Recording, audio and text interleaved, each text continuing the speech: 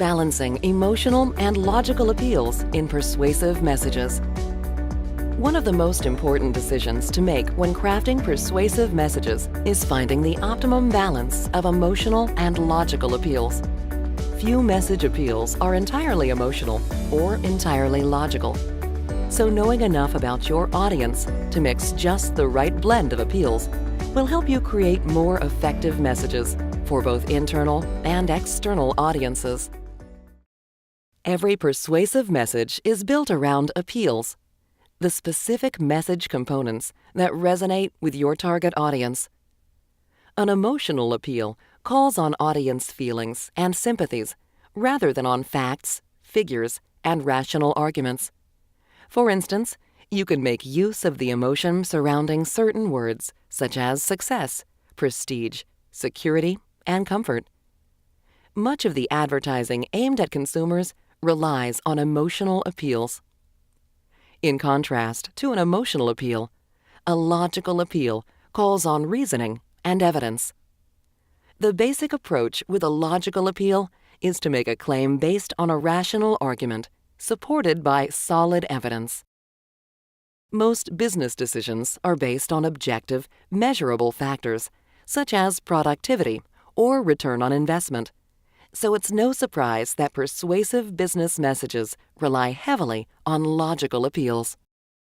However, it's a mistake to assume that even a business decision based on hard facts and strict logic is devoid of emotion. The managers signing off on a major corporate purchase want to feel secure and comfortable with their decision, for example. And most professionals want to feel positive about the goods, services, and equipment they use.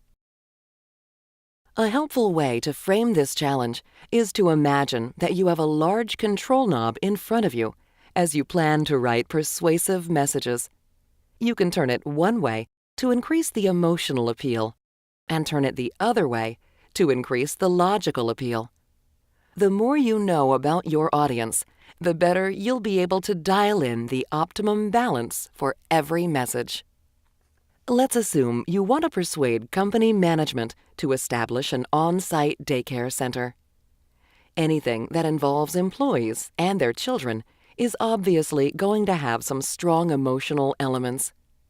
And if you believe that the executives are primarily concerned with employee welfare, you could dial up the emotional appeals and use the logical appeals as the secondary push. In contrast, if you believe the executives would be more readily persuaded with a facts and figures approach, you could dial up the logical appeals and use the emotional appeals as the secondary push. Again, getting the balance right depends on knowing your audience. To craft a proposal that emphasizes emotional appeals, take the message points you identified in the planning stage and sequence them in a way that builds a compelling case for the idea. Along the way, work in some logical appeals to demonstrate that the center would be a smart financial decision too. To craft a proposal that emphasizes logical appeals, take the same approach, only emphasizing the logical elements. Along the way, work in some emotional appeals to show how the center would improve employee morale and reduce stress.